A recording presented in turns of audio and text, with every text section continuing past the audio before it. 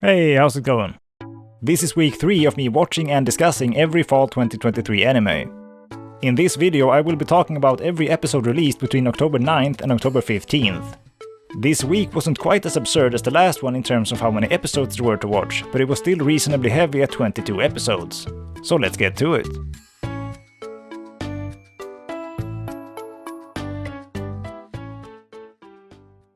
Undead Unluck, Episode 2. This episode opens up with our undead dude trying to sex main girl up, and she ain't having any of it. She eventually throws out a pretty convincing reason for why this would be bad for both parties, saying that how much she likes the target plays a vital part in the effect. I wonder if this is actually a part of how her thing works, or if she just made it up. Either way, I was sold on it. So main guy then determines that he must work on getting her to fall for him, which sets a really compelling premise going forward in my opinion. Seeing these two develop a romantic relationship in the midst of all the crazy things that are happening sounds absolutely brilliant. Main girl is then given some armor to prevent her from dying so easily, but I feel like there are quite a few holes in this protection. What would prevent someone from just cutting her legs off? Who knows, maybe it's magical. We get the OP for the first time in this episode and it's quite spectacular visually. The song is good too, but the visuals go especially hard. They're even teasing me by showing main girl with her long hair that is now gone. That's a cruel move show. Anyway, they get into another fight with some more ability users who are apparently exempt from being hunted due to being part of some group that hunts others instead. This group only has 10 seats, so our main duo determines that they should kill 2 of them and take their places. Seems like totally the right move. I think these 2 enemies both have a pretty generic design, especially the robot guy, but I guess it doesn't matter too much if they're minor side characters. Main girl makes use of her unluck thing again and acts like an absolutely adorable tsundere while doing it. I wasn't quite expecting her to have traces of this character type, but I'm super on board for it. This is great. They manage to kill one of the bad guys, but the other one leaves them alone and gets away. The way this all played out felt a bit messy and arbitrary. Main girl asks him to look away for a bit so she can offer herself up to the undead dude, and his response to this is to simply disengage and leave them be. I guess that's sort of fair enough. I wouldn't want to kill these goofballs either, but don't you have orders you need to carry out or something? He even tells them where another one of these bad guys will show up so that our duo can go kill them and take their place. This is apparently way over in Russia, so I guess we're having quite a trip in the next episode. Sounds super cool. We then get the ED, and it's quite a beautiful one. The visuals are very striking and full of character, and the song is also very lovely. Very stoked to see this at the end of the coming episodes. Going by the preview, it seems like a new character might be introduced next episode, and it's a hella cute girl at that. Hype.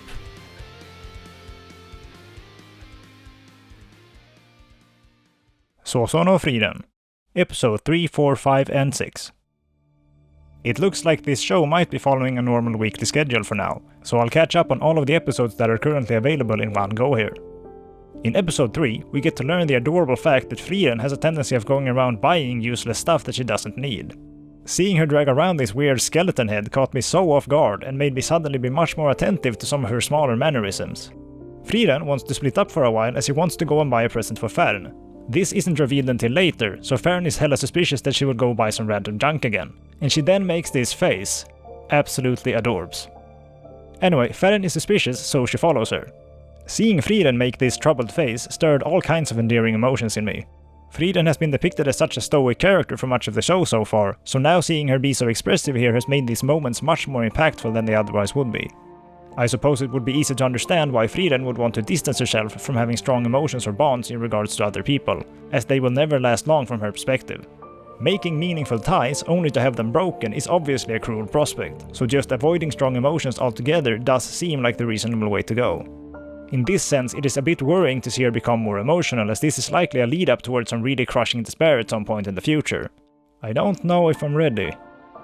Anyway, Frieren then goes looking for a sweets shop and asks in the most irrational place to ask. Naturally, these cute dudes know all about sweets, and all is well.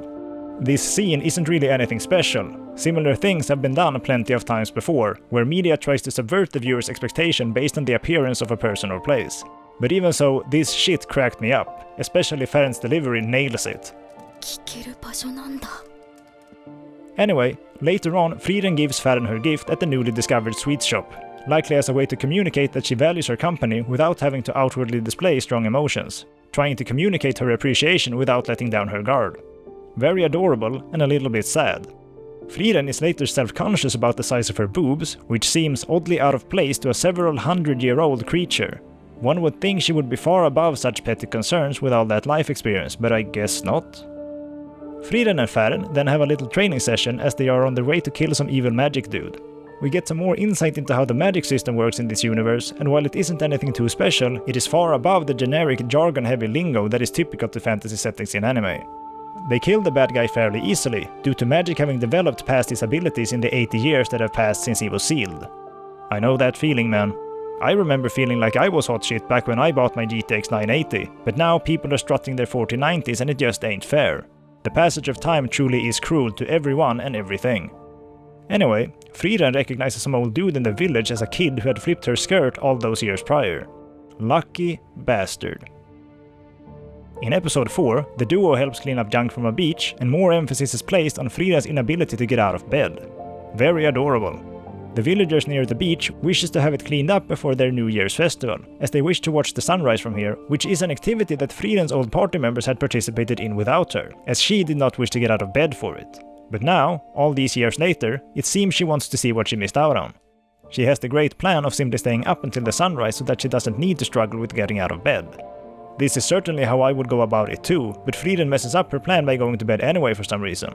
But thankfully, Frieren is there to save the day, even if she more or less has to drag her to the beach. Frieren does appreciate the sight, but determines that it wasn't worth waking up for. This lady might hate mornings even more than me. Later, we get a flashback where Heiter, the priest, is proclaiming that dead souls go to heaven. I'm not a religious person, never have been, so these kind of statements usually just wash over me. But his phrasing did actually reach me somewhere. He boldly claims that he doesn't care whether or not heaven exists, but that he simply believes that it should, because that would be more convenient. I suspect this may come across the wrong way to some people, but to me it actually resonated a fair bit. Obviously, it would be comforting to know that death isn't the end. Obviously, it would feel better to believe that your consciousness will somehow persist. In many ways, maybe I'd also like to believe in the presence of a heaven, but I'm too cynical to do so. Being able to acknowledge that it may or may not exist, but still make the choice to believe that it does, seems to me like a good sign of character, of someone who has the right mindset. Just blindly believing that it absolutely does exist falls completely flat in my ears, but this here got to me. Frieren and Frieren later meet up with the dwarf from the old party of heroes, who I suppose is the last one alive aside from Frieren now. Eisen says that he and Heiter have been communicating in regards to finding a method to communicate with the dead, as a favor to Frieren as they had observed her regrets in regards to the things she didn't get to talk about with Himmel. This is a pretty spooky thing, and I can understand Frieren's reluctance. If someone close to me would die, I'd likely deal with it by distancing myself from anything that would remind me of them, and try to ignore these hurtful sorrows. Getting a chance to actually talk to them one last time would likely be the most direct confrontation of this pain, and while it may be what is the best in the long run, it would certainly sting for a long while before it would get better.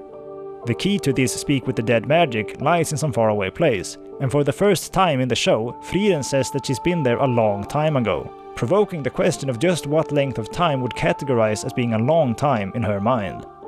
They are looking for a large tree, which they eventually find, and we get a flashback where Flamme, Frieren's old master, planted said tree. In this flashback, Flamme specifically says that Frieren will someday make a mistake and wish she had gotten to know people better, which feels a bit too convenient and perfect of a foresight. Maybe the show just wanted to depict Flamme as a wise person with a strong ability to predict what the future might hold, but phrasing it in such a specific and matter-of-factly way came across as a bit strange to me. We learn that in order to get to the place where you can talk with dead people, they must go far away to where the Demon King's castle is, and it's apparently hella cold there. By the sound of it, this will be another 10-year long journey, and I'm excited to see all the locations that we will be shown along the way. In episode 5, our duo take on the task of defeating a dragon, and I really appreciate the design of this dragon. I feel it is all too common that dragons are depicted as being these goofy cartoony creatures in fantasy works, but here we actually get a convincing representation. It feels real and authentic, which I suppose is a weird comment to make since they are indeed mythical creatures. Though in order to fight this thing, our party goes to recruit a new member, the missing red-haired dude from the OP.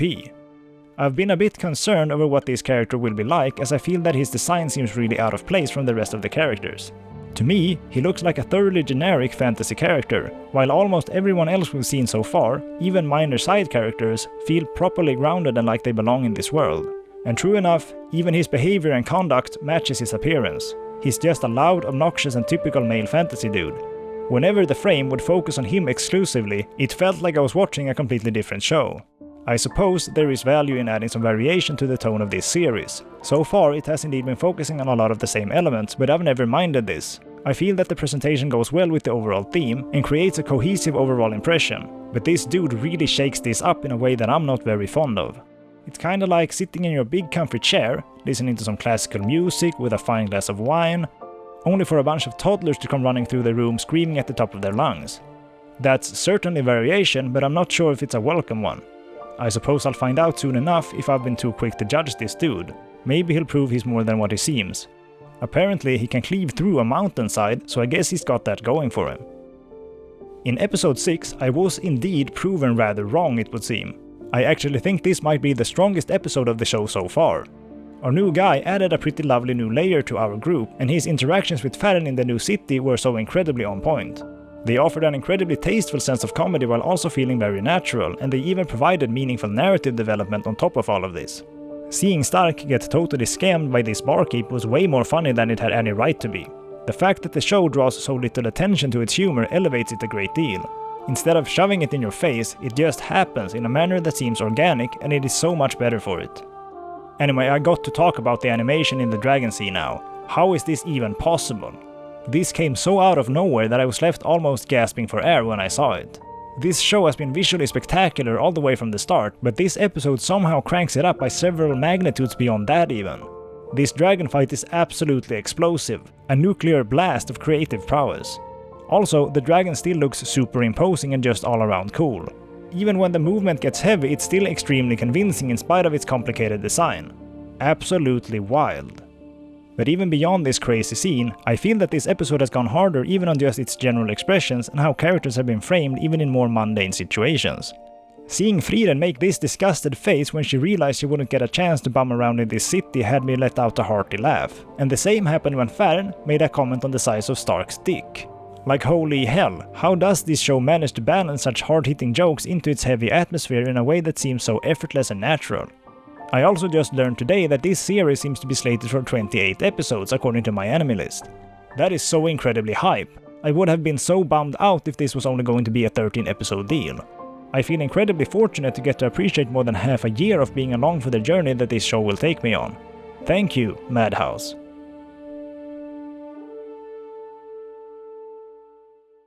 Hoshikuzu Telepath Episode 1. Studio Gokomi is back at it again with a super sugary moe adventure. Our main girl is a shy lady who figures that her social incompetence simply has to stem from her incompatibility with the people of Earth, so her biggest dream is to meet some aliens. I might have gotten Haruhi vibes if it wasn't for the fact that Haruhi's reasons were much more compelling. Main girl wishes upon a shooting star to meet some aliens, and thus so it shall be.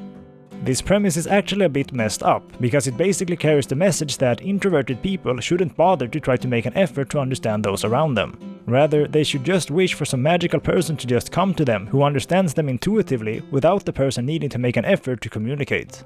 I don't expect the writers considered much of this though, they probably just wanted to make a cute and innocent story. But if introverted people were ever meant to be a part of their target demographic, this does send a pretty destructive message. Main girl apparently has trouble fitting in and desperately wants a place where she belongs. Certainly a very fair and relatable concern. She mentions several times that the people around her simply doesn't understand her, and she even questions whether or not she is really from this same planet, given her vastly different outlook on social interactions. So due to her wish, some alien joins her class at school and just makes all of the moves for her to be her friend.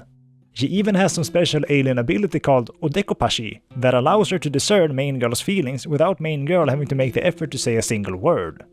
Is this just meant to be some wish fulfillment for socially inept people who have no interest in making an effort to change?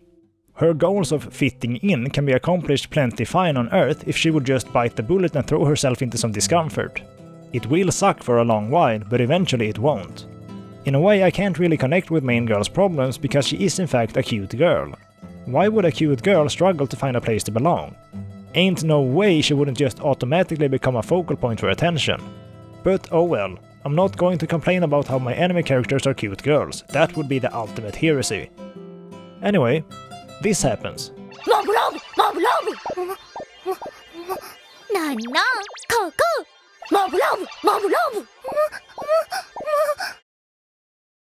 The conditions for how this forehead telepathy works seems to be a bit iffy. Sometimes the alien lady can tell that the main girl wants to ask something, but not what it is she wants to ask specifically. So at these times, alien girl will proactively lead her into talking, which I suppose is basically like teaching her how to take her first baby steps into social conduct. This probably would be something that would eventually build up main girl's confidence in a constructive way, so maybe this isn't entirely a moral of how you should just run away from your problems. It's obviously still pretty unrealistic that someone will just come to you and drag you out of your problems for you, but hey. I would appreciate if Alien Girl had some distinguishing visual features that would emphasize the fact that she was indeed an alien. As it stands, she is just any other cute enemy girl, but I guess this would basically be the apex of evolution already. But maybe some antennae or something could be cute and make her be a bit more distinct. I guess the show doesn't entirely strictly tell you that she is absolutely indeed an alien. Maybe she's just messing around. At the end of the episode she says that she has no memories prior to crashing on Earth, but yet she seems plenty well informed of what life on Earth is like. She never seems unfamiliar or unknowledgeable about anything going on in regards to our language, customs or climate. In a lot of ways, this show is totally up my alley. It's a cute moe show about two girls being affectionate with each other. But the idea that main girl is socially inept and just gets her problems magically solved does rub me the wrong way. I would be more invested in this story if she simply had a passion for alien life or space in general and wanted to meet aliens not because she couldn't fit in with others, but rather because she wasn't as interested in others. Sort of like a certain other anime girl that just happens to be one of the absolute best anime girls. But oh well. I'm sure this setup will have much more value to the right person. I think I'll stick around for a few more episodes and see what happens. I don't turn away from cute moe shows easily. Kawagoe Boys Sing, Episode 1. Oh man, this opens with quite the rendition of Swing Low Sweet Cherry-O. I love music shows, like a lot. Mostly because I think music is pretty cool, so a show usually has to do a fair bit to get me to lose interest in a series about music. This show was certainly teetering on that edge, but I'm not sure if it's quite gone past it yet. Singing in particular isn't where I am personally the most invested. I am primarily a guitarist, but I have sung in choir before as it was a mandatory subject back when I was studying music. There's a lot of accurate and authentic vocalist lingo in this episode that did trigger some excitement and interest in me. Music is just hella cool. Seeing them talk about singing technique and stuff was just fun. But there's a lot of things that keep this episode from really reaching its potential for me, and a big part of it is that I don't like the characters. Some famous composer gets coerced into being a teacher for a boys-only choir, and here we instantly have a problem. Boys only. I can say with a great deal of confidence that if the main cast would be girls instead, or even just mixed genders, I'd almost certainly keep watching this show, but it wasn't meant to be. Even aside from the lack of cute girls, these boys are just very boring. Main guy especially is just some wimpy and apathetic dude, which to be fair is a plenty realistic and typical state of being, but it isn't one that I personally find compelling. Quite the opposite. This teacher is scouting our main character and two of his friends as he needs to put together a choir and have them win a competition so that he can get back to conducting, and the boys reluctantly agree after more or less being forced. This whole scenario is quite strange, honestly. I'd certainly not be very keen to comply under the conditions that our trio was presented with, but okay, I guess. I also do find it a bit wild how so many music shows start out with a reluctant cast of characters who need to get slowly convinced to start doing the thing that the show is all about. I sure wouldn't mind a music show to just start out with some person being hell-bent on becoming a good guitarist or whatever from the start and just actually spending the show accomplishing this, rather than meandering towards the idea of it. This teacher guy is a pretty colorful character with a lot of quirks. Not all of which are good ones though. He's flamboyant, arrogant and insensitive, but all of this is far more interesting than what the main character is. It leads into some pretty funny comedy gags too, some of these really did make me chuckle a bit. Our trio of guys are eventually asked to learn a song and perform it, and if I understood correctly, they were given a matter of just 2 hours to accomplish this, and this was enough for them to learn everything from the lyrics, harmonies and dancing choreography. I understood that our main guy had a fair bit of singing experience, but did the other two as well? They're basically learning and performing at a professional level right out of the get-go. I want to bitch about how the mix for this song sounds in this performance, because it absolutely does not sound like a live performance in even the slightest capacity.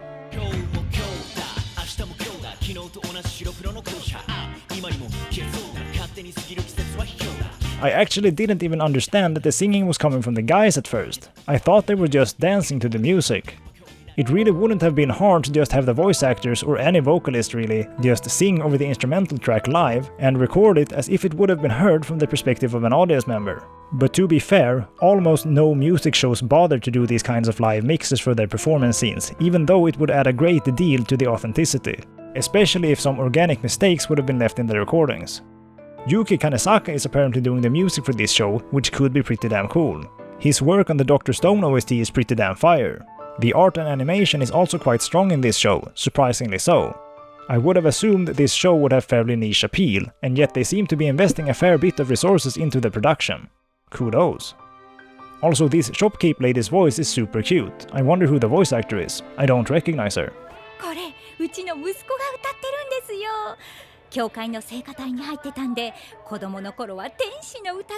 Anyway, I think I'll reluctantly watch a few more episodes of this at least and see what happens.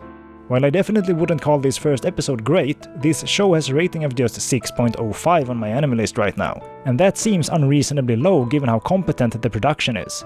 Am I just completely blind to some truly awful aspect of this? Who knows?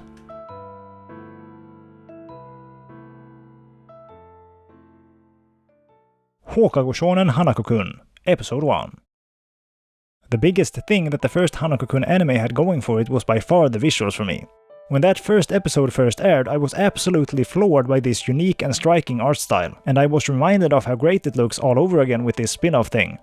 Aside from the awesome looks though, I felt that the first season was pretty mediocre. I definitely wouldn't have figured that the characters would be strong enough to carry a show all on their own. The balance was mostly fine in the first season as the narrative pushed things forward, but this new season seems to be all about some random side stories where the characters do various things but not really anything in particular. The duo of Hanako-kun and Yashiro is a fine enough one, but their interactions alone won't keep me hooked. Thankfully, these episodes aren't actually full length, they're only around 10 minutes each, and it seems like there will only be a total of 4 of them. This is really reassuring because it seems like a much more appropriate length for this concept, and it prevents the episodes from overstaying their welcome. Anyway, the true MVP of this episode was definitely the mokke. The second half of this episode was basically all theirs, and it was the best part of the episode. I love how they sound and how they think. They're a great fit for this type of short-form comedy skit kind of episode. Also, the show really just looks fantastic. I adore the thick yet sharp outlines the characters have and the proportion between their eyes and their heads, and even how their irises in their eyes look. It's such a unique style that is really attention-grabbing. There isn't much actual movement. I recall hearing the first season called moving manga by some people, and I wouldn't really argue against that. It seems like a fairly apt remark a lot of the time, but I don't even mind it just looks so damn great to me either way. I really liked the ED in this episode too. It felt like a really classic kind of Moe-esque song almost. It truly felt like a proper anime song rather than just a typical track that happened to be an ED, and I appreciate that. I don't think I would have kept watching this if we'd have a full season of these random antics, but since this is only going to be 4 10-minute episodes, I'll totally stick with it and see what happens.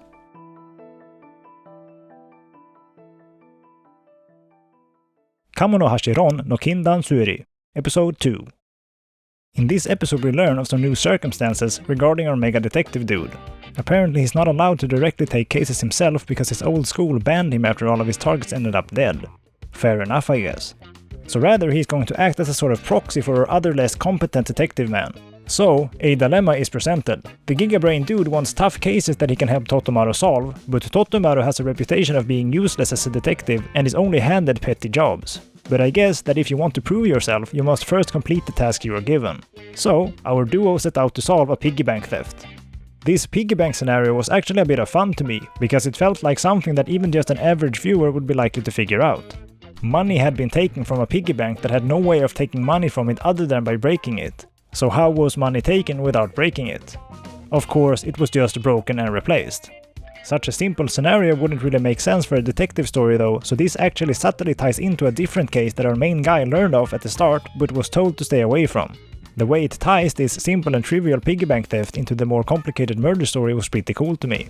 I'm sure that a fair few viewers will likely feel a bit satisfied over having predicted the piggy bank crime, but then be surprised by what the significance of it actually was. Pretty cool. We also get to see that some ominous investigation is being started against our super detective, so I guess that'll end up being a problem at some point. This show is still cozy and fun, so I'm going to keep sticking with it. Watashi no Oshi wa Akuyaku Reijou, Episode 2. So in the last episode, main girl and villainess lady had a competition in who would score the best on some exams, and if main girl won, villain lady would do any one thing she asked. While main girl didn't technically win, she still won the competition on a technicality, and thus gets to reap her rewards in this episode. But I was a bit bummed out over how it was just a request for villain lady to just never give up or whatever. I guess this is meant to communicate to the viewer just how much main girl cares for her and stuff, but I would have personally been more entertained by a more straightforward and indulgent request. But maybe I'm in the wrong show for that. Main girl then applies to be a maid for villain girl and gets rejected instantly because villain girl wants nothing to do with her.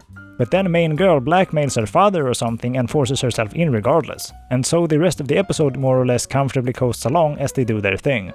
Towards the end though, villain lady displays a surprising amount of self-awareness, saying that her personality isn't one that is typically to be liked, and even assumes that Rei must be after something other than her affection, as that would be just too unlikely of a scenario. That's quite cute. She feels surprisingly human given how absurd this show is. I am very partial to tsundere girls. Getting to be along for the ride when a cold and abrasive girl opens up and becomes affectionate just really triggers some weird parts of my brain to become all kinds of happy. It sure seems like this is the direction that things are going, and I'm totally on board for it.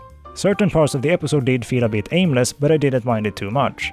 Just getting to see these girls be cute together is turning out to be plenty for me, so I'll be sticking around for the time being.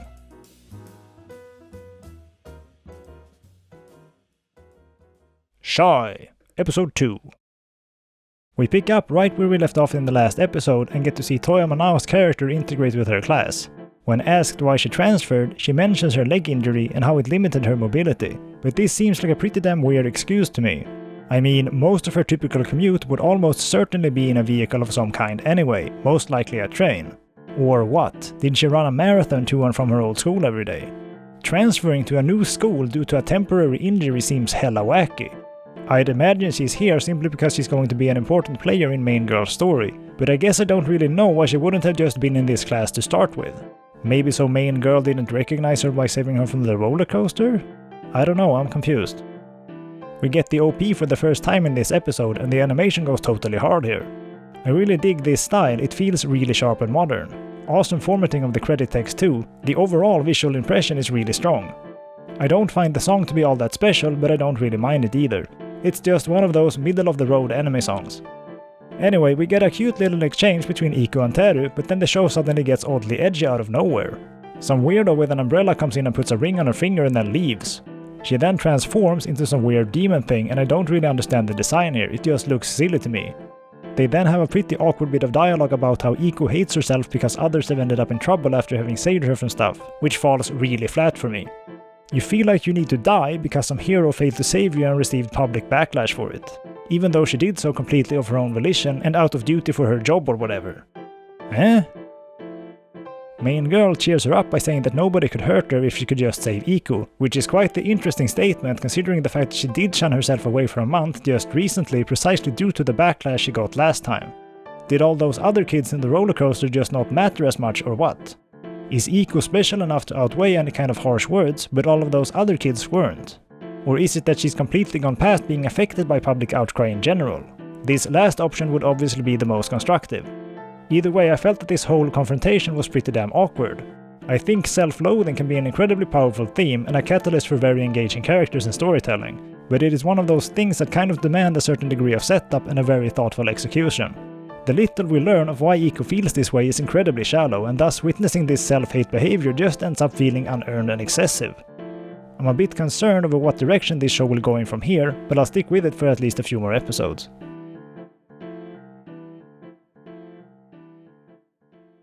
16-bit Sensation, Another Layer, Episode 2. When I spoke of the first episode of this show in the last week's video, I mentioned that I didn't think it would end up becoming a deeper, profound story. I might have to revise that statement at some point because this episode damn near had me shedding tears. It's strange. I got into anime in 2014. I'm still a total scrub in the grand scheme of things, a newbie. Yet even though I got into it so late, whenever I would consume works from the early 2000s or the 90s, I'd often feel this very special kind of joy mixed with melancholy, as if I was experiencing fond memories of my childhood that had long since passed. This strange sense of false nostalgia that for some reason would burrow deep into my mind. A lot has happened in the world of anime and its related branches of media in the past decades, but somehow nothing really packs the same kind of bittersweet melancholy into its punches. But this show here certainly does. Watching this show is like getting to re-experience a lost age. It's like a love letter to an era gone by, where everything was veiled in a layer of sorrow even in the midst of joyful moments. This show has made me realize just how much I miss stuff like Lucky Star, Haruhiro Clannad for example. Studios sure seem to have had different goals back then and vastly different design sensibilities, and I am becoming more privy to the fact that my preferences probably lie here more so than they do anywhere else. Watching this show makes me sorrowful over the fact that things have changed, while simultaneously embracing me with the things that I am now in longing of. I never thought we'd ever get another character like Konata Izumi from Lucky Star in a modern anime. She always seemed like a product of her time, but yet here we are. A spiritual reincarnation of the prototypical cute moe girl, and goddamn is it good. Watching this show really makes me question why I watch seasonal stuff at all. I should just forget about all of this and go catch up on some more of the classics from the older eras, maybe even play some visual novels. Seeing this positive girl going back to the old times and getting to appreciate all of the quirks and limitations of old hardware was more charming than it had any right to be. Koga Aoi deserves a damn medal for her performance of this character, and I might have to start opening up a slot for Konoha in my list of favorite characters. We all have different tastes when it comes to what we like in anime. I don't know what most people look for in a character, but for me, a large part is that they embody some of my ideals for how I myself would want to be one day, and a creative passion is certainly high up on this list. Getting to see Konoha struggle through the process of creating game CG on old computers and still enjoy every moment of it is an absolute blessing. Makes me wish I could have been a part of a game development journey in a different life. I really don't even know where this fondness for old Bishoujo works is coming from in me, but it's certainly tearing into me one way or another. Konoha's interactions with Mamoru were particularly memorable to me, as I would say I mostly share Mamoru's perspective. I cynically deny the need of things whose value isn't tangible or immediately clear, like Bishoujo games. Yet deep down I probably want to be proven wrong, and I guess that's where Konoha comes in and makes a big mess of things, tearing up these weird feelings of longing. Also, her flexing that she has an SSD in her PC to Mamoru absolutely killed me. This show seems to have a fairly small audience, and I guess it would indeed always only have niche appeal, but I personally feel quite lucky to get to take a part of this experience. It's been quite a while since a seasonal show left me this emotionally invested. And that damn ending song is just way too much. It's actually absurd how well they have managed to catch this melancholy spirit of the 90s in both the music and the visuals.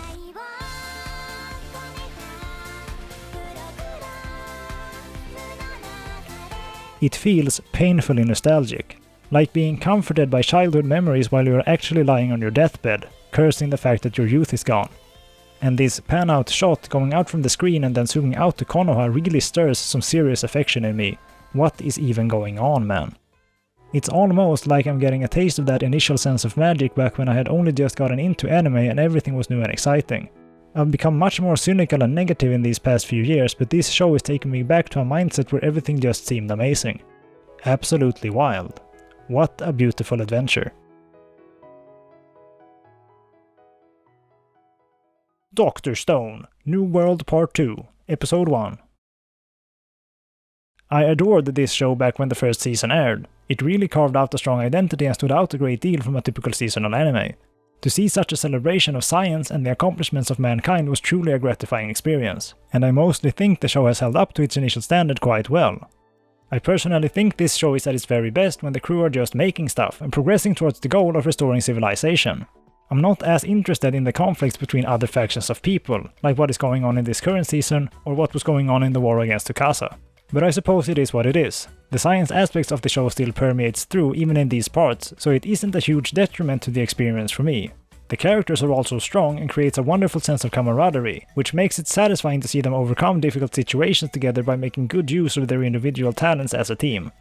This new season continues right where we left off last time, with our crew looking to revive their petrified companions. Seeing Ryusui be shipped off in pieces was super cute and carried a charming grotesque energy, and especially seeing Senku make this face really tied it all together. For Kohaku to predict how Ryusui would react, only for this to turn out to be completely correct word for word, also just put a big smile on my face. For these people to have become so aware of each other's quirks is quite adorable. The dudes then make some oxygen tanks so they can fish out some of the petrified people from the water, and they have a great struggle in regards to pumping air into these tanks. I was a bit confused about what was going on here. I'm not very knowledgeable about how the physics work in regards to air pressure and stuff like this, but it was made clear that the resistance increased as more air was being pumped into them, and Senku comments that the pump will heat up and potentially explode under the strain. What confused me was, why didn't they just pump a little less air into the tanks and thus be able to comfortably reuse the pump? As it was now, they seem to get about 10 minutes worth of air into tanks after their substantial efforts to pump them up. But why not settle for a little less time, but at the benefit of not straining the pump to the point where it risks being destroyed? Say they would target 6 or 7 minutes instead, and do the search in multiple runs, as they then should have been able to refill the oxygen tanks when they would run out, as the pump would be more likely to survive in this scenario. What happened in the episode was instead that the pump was destroyed due to the heavy load that was placed on it, and the team only had a single chance to get the rescue done, as there was no longer a pump available to refill the oxygen tanks. Maybe there is a scientific reason behind why my proposal wouldn't be possible, but it seems a bit arbitrary from my uneducated point of view, as if the show just wanted the stakes to be higher for this mission to increase the tension. Anyway, during the actual rescue, difficulties arise and some more creative solutions are used to adapt to the situation and overcome the obstacles. I'm quite fond of how this show presents these roadblocks, and it's a joy to see the characters make use of their strong positive outlooks to overcome any crisis. The presentation does a great job of making these moments seem appropriately dramatic and underscored without it becoming excessive or silly. Especially Gen's deduction for what Ryusui was requesting in Morse code was hella hype. Seeing these scenes play out is a great deal of fun. Naturally, we have a new opening and ending for this season, and I'm really fond of the ED. The visuals look very unique and very on point for this show, and the song is lovely. But I think the OP is the weakest of the series so far. I've liked every other OP that this series has had, especially the first one by Burnout Syndromes is downright iconic. But this new song felt mediocre and uninteresting to me. The visuals in the opening still go hard, but the overall impression is reduced by my lack of appreciation for the song. That is a bit of a bummer, but I guess it is what it is. Anyway, I have no intention of ever putting this show down. I'll watch it to the end if there will ever be an end.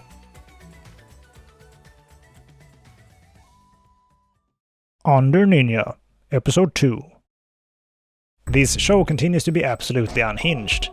The Russian dude who was shown briefly last episode goes on a hunt to find some ninjas, and he eventually deduces that he needs to cut 3 people's dicks off in order for them to make contact with him. He speaks some very convincing Russian at many points of the episode, which adds some depth to the overall world for me. To actually hear a range of different languages goes a long way in establishing the impression that whatever is going on is happening not just in Japan. He later does get into a fight with some unhinged old dude who is trying to peddle his own breast milk to people, but who is apparently a first-class ninja. Our Russian guy pulls out a karambit, so I guess he plays CSGO. Or maybe it's CS2 these days. Either way, cool choice of weapon. I got one of them too. Our main guy finds his neighbor wearing the drunk girl's bra, and after confronting him about it, he takes it to wear it himself. Yeah, I still just barely understand what is going on, but the way everything is presented feels somehow intriguing and certainly very unique. I'm still interested to see where all of this is going to lead, if anywhere. Keiken sumi no kimi to keiken seru no ore ga otsukui suru hanashi. Or Kimizero, Episode 2. This show continues to be absolutely adorable. The amount of spectacular facial expressions from main girl are innumerable, and it's really sweet to see her and main guy do normal date things and have her be all surprised when he actually wants to get to know her. I do think main dude is a bit too timid, in a way that doesn't really feel like it always makes sense.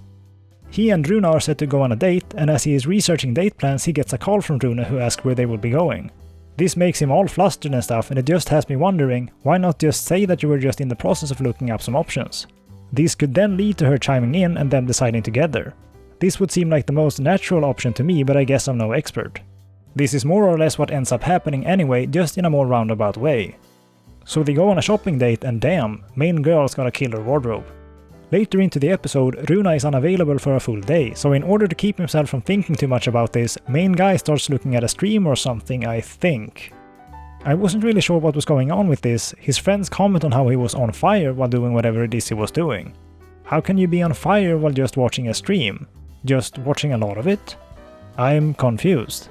Was he playing the game with the streamer and performing well, or what? It doesn't really look like it from the screenshots. Maybe the show doesn't really know what it's talking about. This all felt pretty generic and shallow. But this is not why we're here. We're here to see a cute Geru be cute, and that is certainly an aspect that the show is nailing. Main guy ends up suspecting that he's going to get dumped later on, which is actually pretty relatable. When I got into my first relationship, I was for a long time convinced beyond any doubt that the girl must have simply lost a really big bet or something, or had other ulterior motives, and I was absolutely certain this relationship would be a very short one. In a way, maybe I shouldn't really question how timid this dude can be. I mostly tried to look at it from the perspective of how I myself would act, but I probably failed to realize that I would likely have a very different reaction back when I was in his situation. I'd like to think I would have been able to just seize the opportunity and be assertive when the situation would call for it, but maybe I'm giving my past self too much credit. Watching main guy go on about cars was very cute, and especially Runa's reaction was very adorable. Is this how people feel when I can't stop talking about computers? Probably. The show is cool and I'm stoked to see more of it. I really don't get why this has such a poor rating on Man.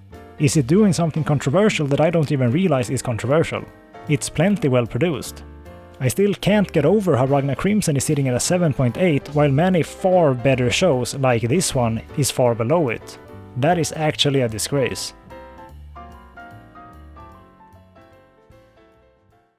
Kanojo mo Kanojo, Season 2 Episode 2.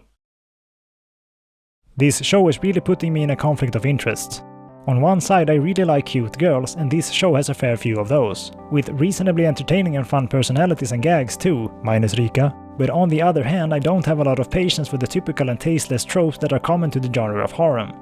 If this series would be at least a bit more intent on breaking away from the usual conventions and not just falling right into line by having these scenes of girls tripping over dudes into sexually suggestive positions, then maybe it wouldn't be so deplorable. But as it stands, it just kinda is. I thought the first season of this managed to be mostly its own thing, without just rehashing what every other harem show does. But now it seems perfectly happy to just be like all the others. I do enjoy 3 of the girls, but the fact that they are affectionate of this unremarkable dude makes them less interesting and less endearing. I really think a big key to making a harem show good is to not just make the girls likable, but also make the main guy likable. If the viewer can relate with why someone would be affectionate of the main dude, then a lot of frustration is avoided. Some parts of this episode were enjoyable to me. I think Shino seems like a cool character, and the fact that Rika was absent for basically the whole episode was also a big plus. But I'm just tired of these wacky accidents. It would be a lot more interesting to just have more things like Shino trying to kiss Naoya, because this at least stems from a conscious decision by one of the characters rather than just some random accident. It's hard to tell if these scenes are meant to be some sort of self-aware joke or not, but to me it just seems totally shameless. I think I'll keep watching this for now, as I'm just that big of a sucker for cute character designs, but I doubt I'll be very happy with this decision as the show goes on.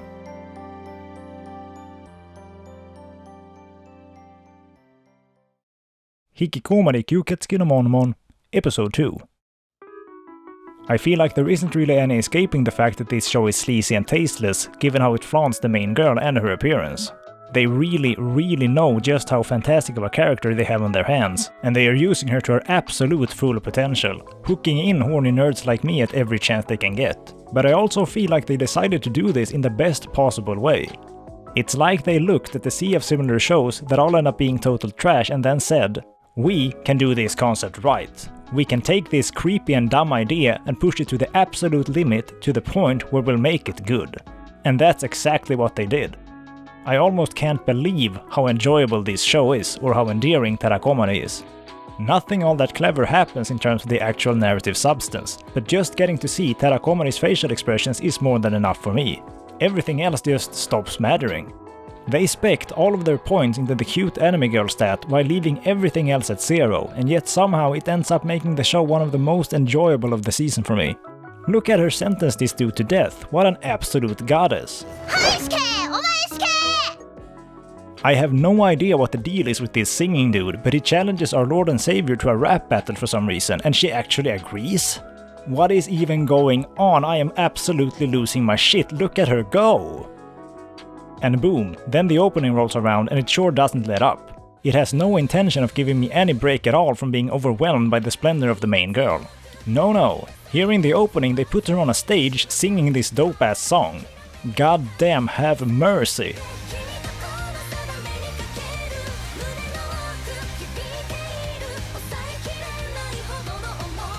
She looks spectacular here. Look at these shots!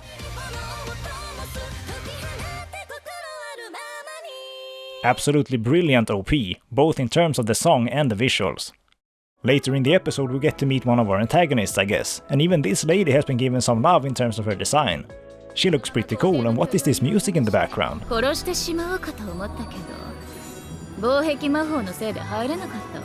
It almost sounds like a Yuki Kajura track or something that Kalafina would sing. I dig it.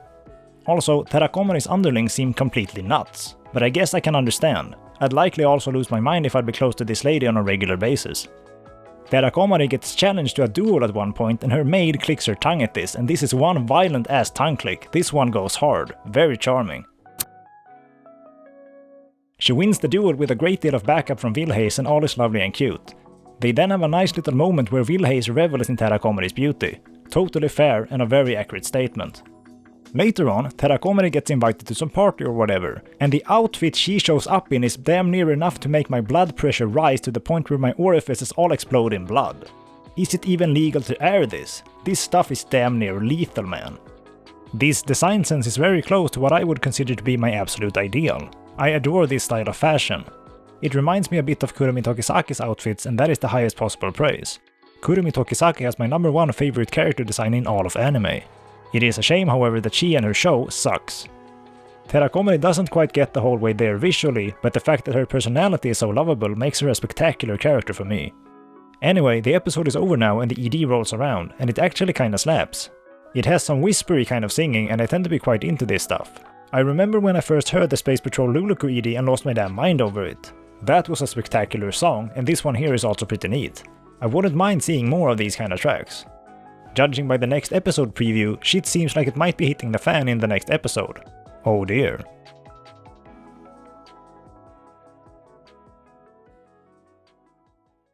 Spy Family, Season 2, Episode 2. I wasn't too into the dog portion of this episode. He's a cute enough little ball of fluff, but I don't feel that he has enough personality to carry such a large part of an episode on his own. I also thought the overall setup was a bit annoying. The gimmick that someone is such a bad cook that their food is literally lethal is a very widely used one, and it is implemented in a very shallow way here without really any evolution or unique character to it. The second half of the episode was far more entertaining to me. Seeing Damien and his crew just chill around and doing camping stuff was fun. There even seemed to be somewhat of a moral being presented of how it's okay to take a break sometimes, preferable even. This teacher dude was also just the right amount of mad. He provoked some crazy stuff to happen, but not so much that it felt excessively absurd to the point of being silly, like with Yoru's cooking. We also get another insert song in this episode from No Name, and it's a pretty decent one. I've been keeping track of what this band has been doing ever since Grimgar first aired way back in 2016. Cool to see them still doing stuff.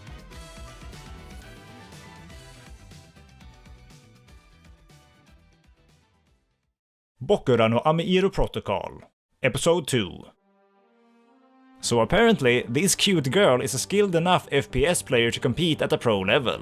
Man, imagine being in an esports team like this, that sounds like the dream. Look at these two girls in the OP. Whoa. Anyway, the situation is that our main characters are aiming to participate in some esports tournament and use the prize money to pay off a bunch of debts that their internet cafe has accumulated. This all sounds absurdly simple. I don't really think just anyone can hop into a pro level tournament with prize money payouts like that. But okay, I guess it's fine. This is an anime after all. But yeah, they need a team of 5 but they only have 3 players, so they start advertising for applicants to fill the remaining roster. This goes badly because everyone is shit. But eventually, some famous female actor or whatever is apparently very skilled at the game and has connections with our main guy. Things are starting to stray a bit too far into the absurd now. Some applicant to the team apparently applied under this name, and the dudes all act as if this is some bad red flag. Bros, for real? This is the sign of something amazing. If anything, you all know nothing. Okay, never mind, he's just some fat old dude. But he is voiced by Tomokazu Sugita. Holy crap, how many roles is this guy taking this season? Anyway, this dude spits out a whole bunch of gaming buzzwords, most of which don't really make sense in the context. I guess they really want him to come across as someone who knows what he's talking about, but this totally backfires when he says things that don't actually make sense. At one point he asks what the frame rate is, which is either him trying to shame their PCs or him just asking a completely pointless question. Plenty of games have in-game settings to enable FPS counters too. If you wanted to know, you could probably find out without asking. He then says he will decrease his mouse sensitivity because the monitor is smaller than his. But what do you mean? Games usually don't get affected by the resolution and especially not the physical size of the display. They interpret the mouse inputs independently from this, unlike Windows in a desktop environment. Also, where are you adjusting the sensitivity? In the OS or in the mouse? It is possible to adjust sensitivity in the mouse itself, but the OS settings should also matter. He then asks where the USB port is so he can plug in his peripherals, and I mean... the PC is likely just sitting on the floor from what we saw in the last episode. You could surely figure out where to plug stuff in on your own. I don't even know where to start with this last player that shows up. Obviously it is that actor from earlier, but she shows up in a mask and doesn't reveal her identity. So our characters follow her home and rings the bell at her door. For some undisclosed reason, some red fluid pours out from under the door, so our main dude just walks in and then she comes out of the shower. The time gap between her walking into the apartment and main guy following suit was probably not more than a few minutes, but okay. And what the crap was this red fluid all about? Anyway, this show is a mess. The character interactions are stiff and dull, and the presentation is barely comprehensible at times. But I can't just put down a show about PC gaming. I have to watch it regardless of how crappy it is. So that's what I'll do.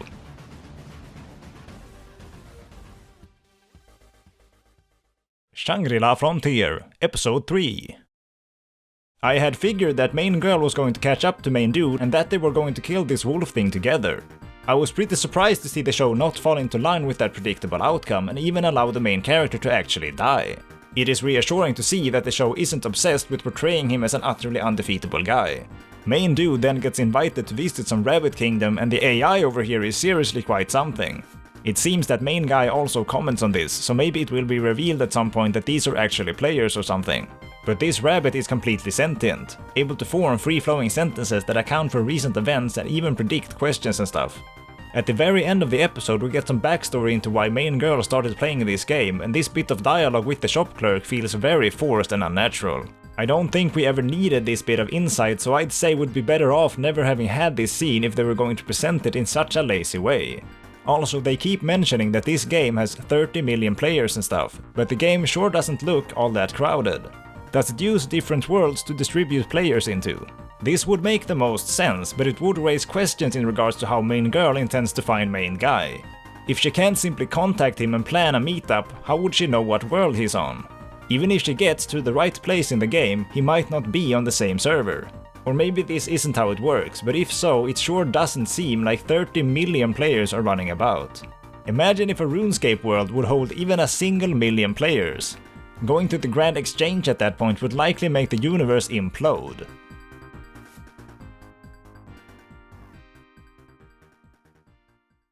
Kimi no koto ga dai daisuki no shakunin no kanojo, Episode 2.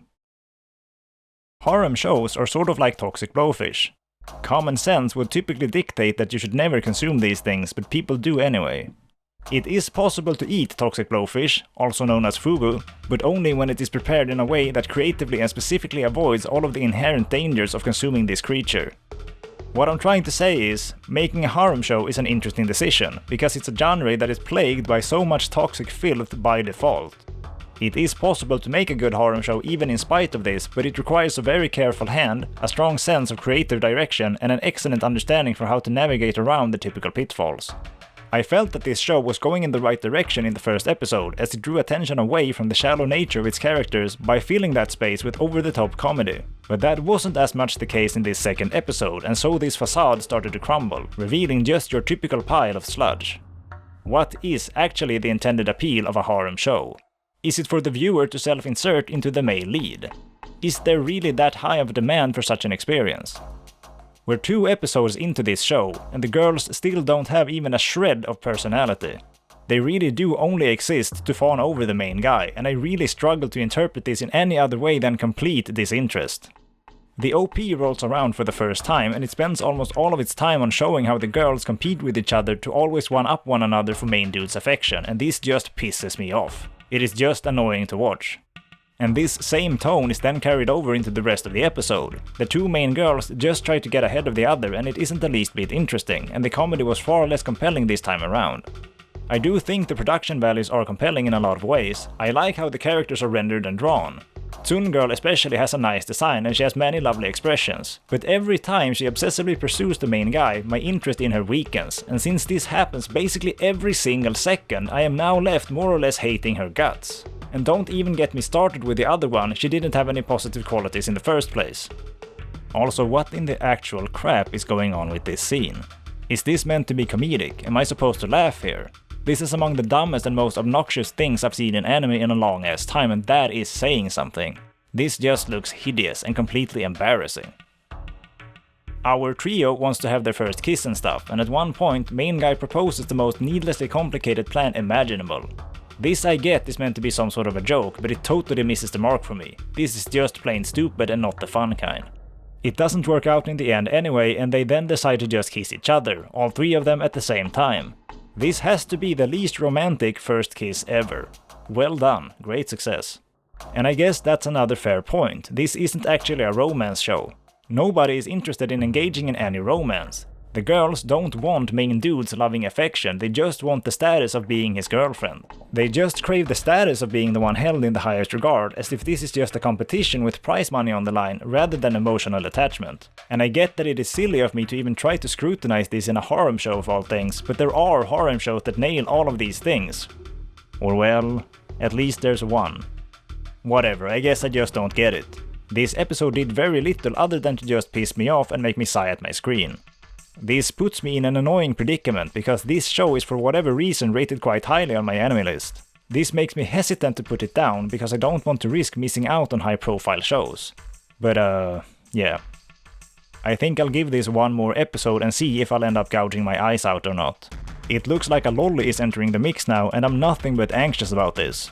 Using pretty character designs only to have them chase after some loser like a zombie is such a damn waste. You might as well just flush your design down the toilet, at least you won't be disgraced as much then.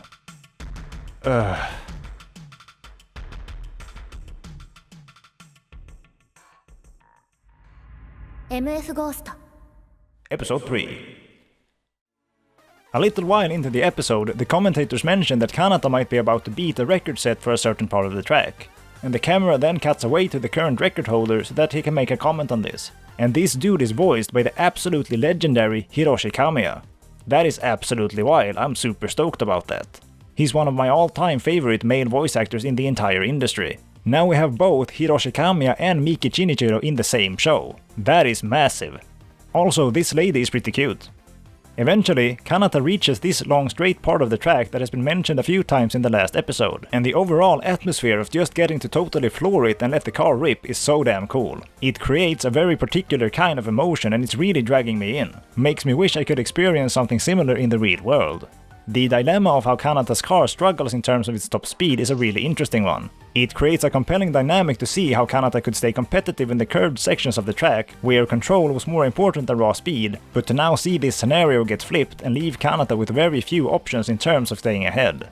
It sounds absolutely wild when the commentators mention that some of the cars would be doing 300 km per hour at this stretch. I think it feels fast when I go at just 140 km per hour on the freeway. I can barely imagine how it would feel to go at more than double that. Anyway, Kanata just barely loses out on getting in the top 15, which was the requirement for advancing to the race. But the journey sure was an exciting one. Main girl is then upset and slaps Kanata across the face. The dudes don't really know what happened, but this other racer ends up having some pretty damn funny lines of dialogue, projecting his own most likely causes for why Kanata would get slapped. Very cute. He even mentions later that he kind of wish he could get slapped by her one day. I'm not sure if this is quite as cute. I think Kanata puts it best by calling him a heitai. Later on, someone in the top 15 gets disqualified for using the wrong tires or something, so Kanata gets bumped into the qualifying bracket. This feels slightly cheap. I was commending the show a bit for actually having the guts to have the main character lose, but now they just changed their mind about that. It's like they wanted to get the emotional effect of him losing, but without actually having him lose. Oh well, it's fine. I'm excited to see how this race plays out. We get a rundown of the other racers and what cars they have, and it's real cool to see all the different rides that are involved. I'm looking forward to more of this.